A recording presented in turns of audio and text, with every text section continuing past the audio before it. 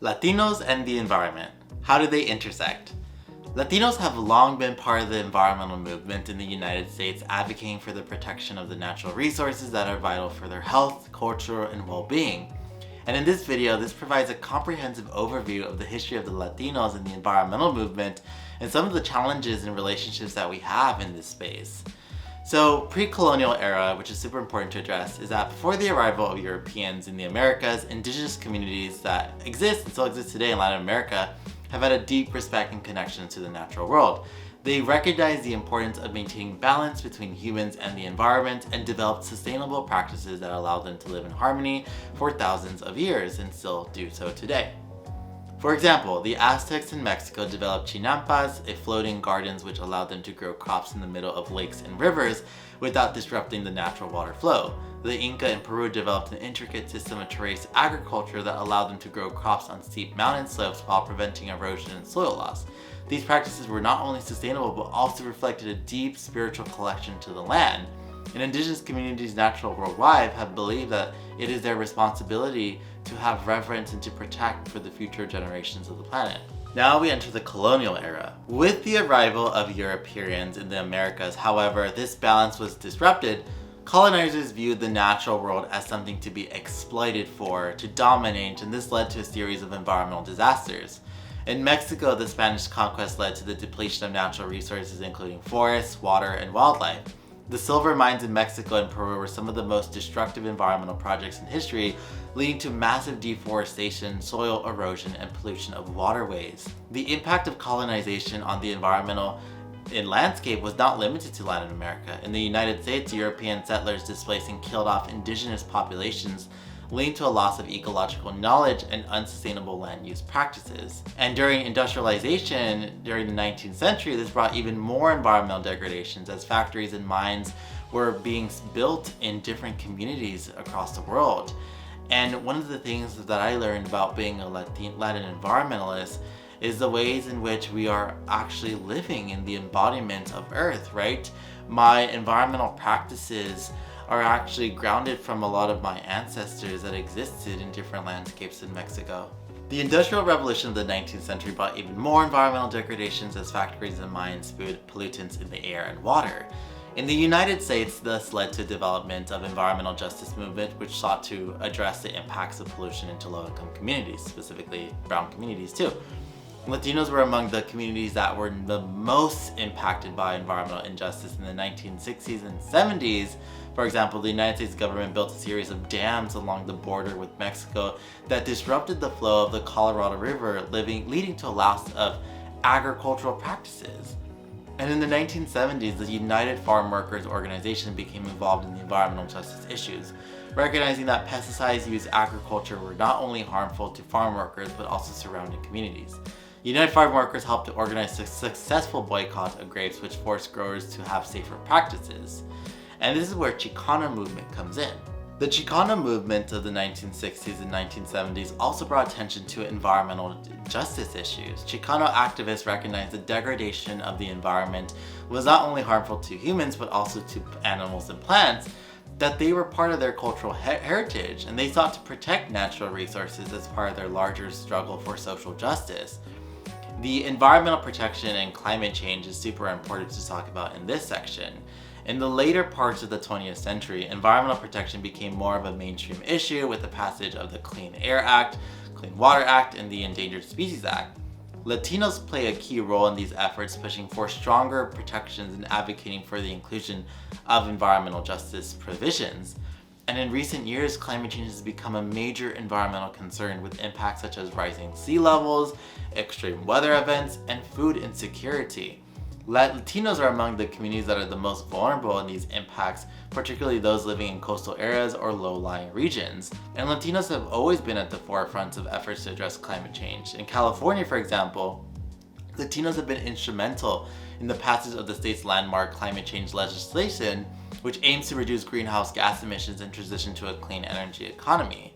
And Latinos are also increasingly involved in renewable energy projects, recognizing the potential of solar and energy interdependence, and community-based organizations such as Grid Alternatives that are working to bring solar power to low-income communities and provide job training opportunities for local residents. The intersections of immigrations and environmental issues have also become increasingly important. In my other videos, I talked about the border and surveillance industry. Many Latinos who have immigrated in the United States come from countries that have been impacted by environmental degradation and climate change, such as Mexico and Central America. And as a result, they bring them with a deep understanding of the importance of protecting the environment and are often the front lines of environmental activism.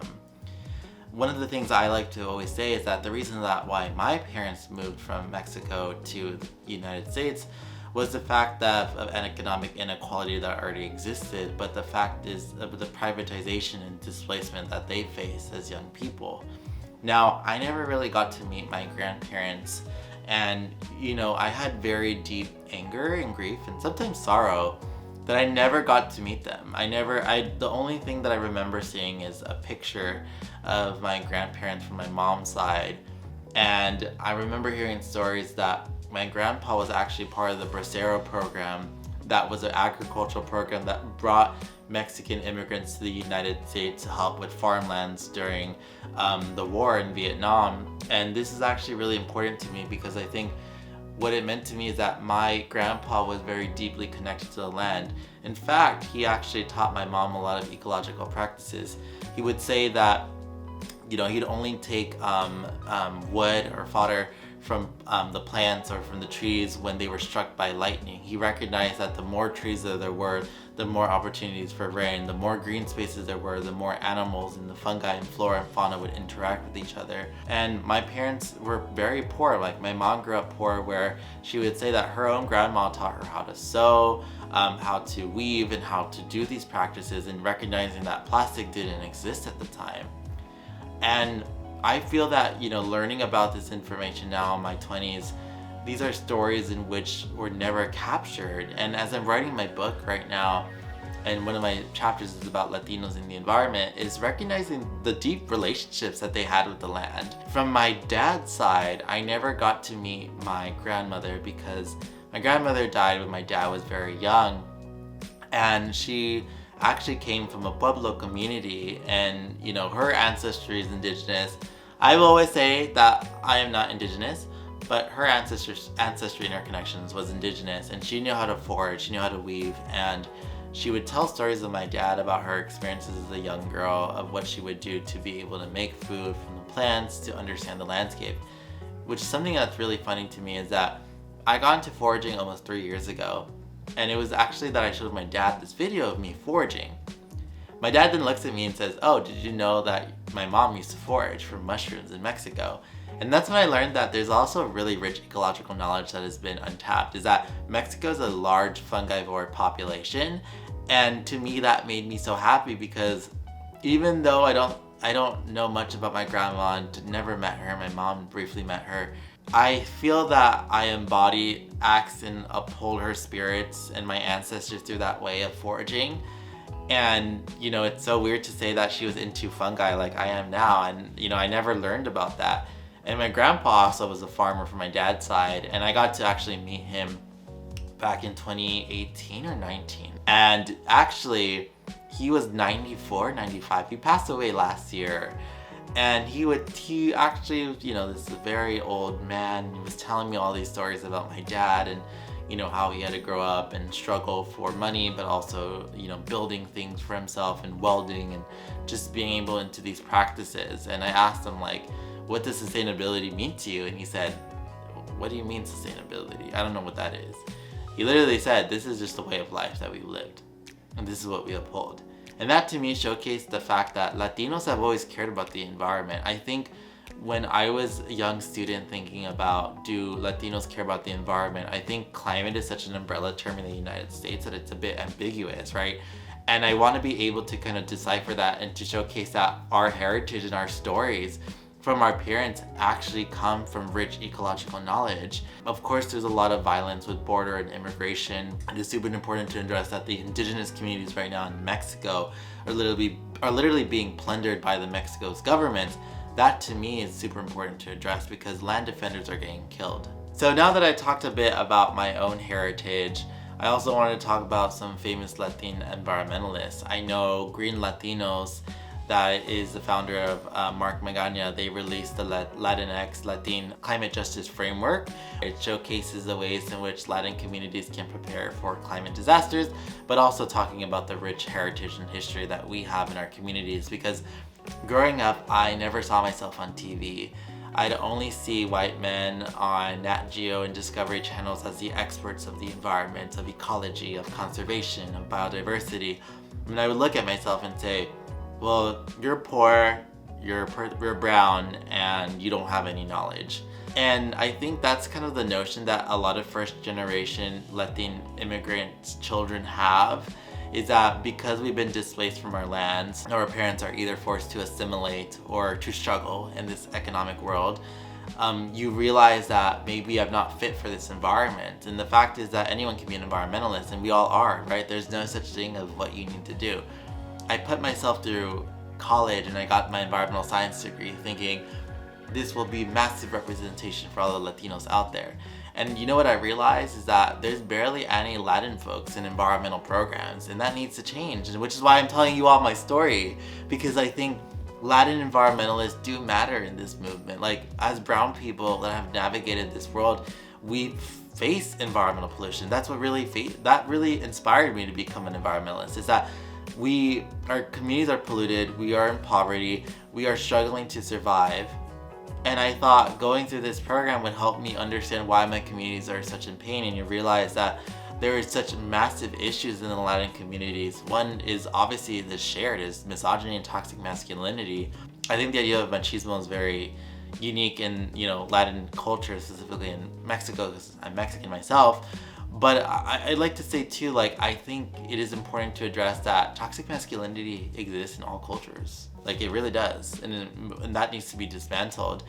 And I think with environmentalism, I use it as a way of thinking that how is it such a gendered or queer thing to care about the environment when caring about a living system should just be the ways in which we embody. So in my time being in the environmental and climate justice space, I recognize the privilege I have today, right? I'm here talking to you all as a queer brown vegan, and my name is Isaias Hernandez, but I'm here to tell you that you are not alone in this movement. I've met a lot of influential figures in the Latin space and climate, because honestly, it's a very small space. I only know, Andres Jimenez, I believe, from Green 2.0. I met Dolores Huerta, former co-founder of United Farm Worker Organization, and one thing I want people to know is that the ways in which we criticize political and heroes in our movements, I think a lot of activist spaces sometimes can platform and center individuals and make them absolve from their mistakes. And I had the privilege 2 years ago to work with the Department of Energy to actually be in a live stream with Dolores Huerta. And I know that maybe she doesn't recognize me as much, but in the interview I asked her, how do you forgive yourself from mistakes that you've done? And she says, the only person that can forgive you is yourself. And it is an opportunity for you to address that you can learn. And I know that when I went on this live stream to Dolores Huerta, I received these messages of oh, did you know she did this, she did that, she did that.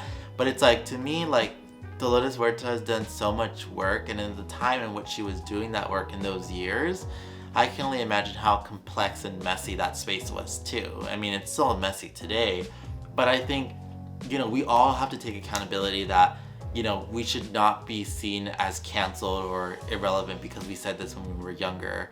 It's this is an opportunity to learn. I mean, I've made mistakes over the last 2 years.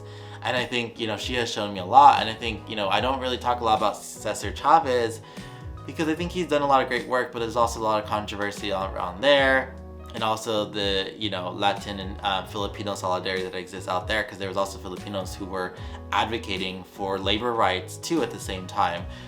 That were working in these global food systems. And to me, I think, I want people to be able to kind of find inspiration, and hopefully, I'm not saying that you see me as a leader or a future leader, but it is concerning to me when I see my Latin friends that say caring about climate change is a white thing. Because caring about the environment should not be a race thing. It should actually be ways in which we want to live. And I really struggle with this a lot, because I think a lot of people can understand the concepts around social justice and racial justice when it comes to immigration and Latinos and advancing that narrative. But I think for, environmental narratives, they need to be able to actually talk about the landscapes and the biocultural heritages that we have and how that is actually used in the ways that we live. Because, in my household, we use the molcajete to make guac that's made from stone. We use the wooden spoon to beat our children. I mean, not beat our children, my mom did. But that's another story. But the wooden spoons to be sustainable. We use the mantequilla or the butter jars to be able to do that. And so these are all like really unique practices that exist. Some of the issues, obviously, as Latin environmentalists is addressing in our movements, that there is rich heritage but also mixed identities, right?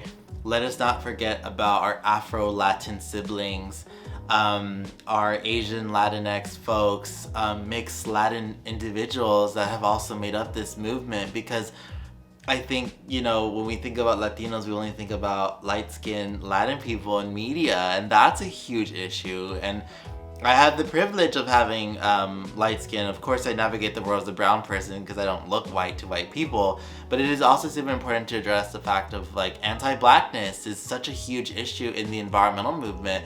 And Latin folks also perpetuate anti-blackness. We have to be able to call this out. We have to be able to have these very structured dialogues, because we cannot advance in a just society when we are replicating the same white supremacist tools that our oppressors used on us. We have to fight together, we have to educate people, and we need to address and have these nuanced conversations to feel uncomfortable, but to challenge ourselves to learn. And as a young Latin environmentalist in this environmental movement, I've seen how many environmentalists that are Latinos been underpaid in this industry. It's ridiculous to see that we're still not seen as experts today, and that really frustrates me, because I went to college thinking I need to be an environmentalist, so I need a degree. I need to do environmental work, so I need to showcase all the work I've done in activism.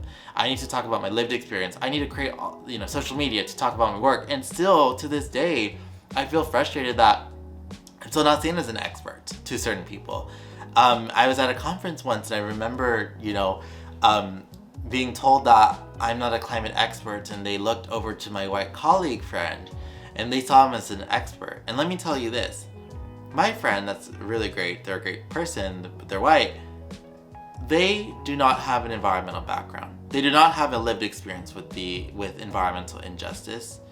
And them being able to create media around climate issues has garnered them so much attention, which is great, but I also think it's a disservice to communities of color, where it's like, why are we not seen as experts to white people? And why do we prescribe to that system in the movement, right? I really am about building new coalitions and new communities and trying to bud new Latin environmentalists, but I think we need some spaces for that. And I want to be able to hopefully communicate that with you all, is that we're here in this movement together to build, and you should never feel afraid to voice your concern. I am that kid that worked in gardens with my dad as a teenager for rich people in LA. I am that Latino kid that sold candy and chips and soda to afford the first laptop. I am that Latino kid whose parents love to make weenies and eggs for mornings. I grew up embodying myself, and I never want to reject myself. And so when people ask me, what does it mean to be a Latino environmentalist? I just say it's about recognizing that we add the spice to the movement. Not in that way, but I add the spice. We really do. We show up, we have our rich cultural foods. All the people love my vegan food when it's Mexican inspired. I know how to cook, I know how to make, I love how to dance. I just feel that Latin environmentalists don't need to look a certain way. We just need to be able to express ourselves authentically without being shamed for it. So for any young person that is looking for role models in the environmental movement, the best suggestion is find mentors. Mentors will help you along the way. I have so many mentors that are Latinos, Latinx folks, Latinas. They have helped me the best. And it's wild to say this, but you learn so much from older people, and they learn from you too. And the duty of a mentor is to see you grow, but also to outgrow them. And I want you all to know that it took me almost 23 years of my life to find Latinx environmental mentors, and that shouldn't have been the case. It should have been since day one that I had people to look up to. Because when I opened the book and I would Google environmentalist and a white kid or a white man would show up, but no Latin folks would show up, I said, is this really for me? And so I'm doing this video for you all to showcase that Latinos have had these harmonious relationships. We advocate for food justice, environmental justice, health justice, all the justice perspectives that we can come from. And I want you all to know that you're not alone, and I'm here for you too. And so I do this video to talk about my experiences to understand the struggle I've had, where people assume I don't speak English, where people assume that I'm not smart enough to talk about it, where people think that I'm not talking the right or proper way to talk about environmental issues to my community. We are more than enough. We are the best communicators. We have those rich relationships with our communities. So don't ever forget that, because Latinos are the future of the planet. I hope you enjoyed this videos about Latin folks in the environment, and please let me know in the comments below, who are some of your favorite environmentalists that are Latin? Who should we celebrate? Who should we amplify and who should we honor? And let me know if you want to see any other videos within Latin in the environment, because I'm really curious in expanding on this topic. So make sure to comment, subscribe, and like, and thank you so much everyone.